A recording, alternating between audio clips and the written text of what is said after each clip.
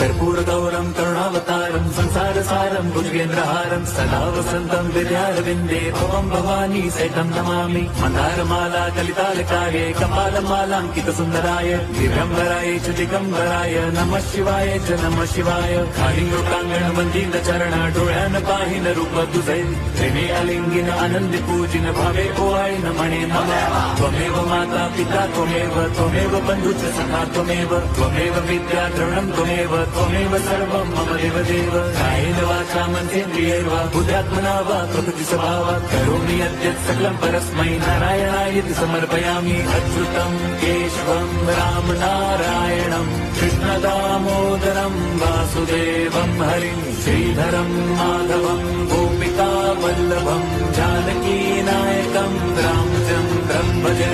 Hare Ram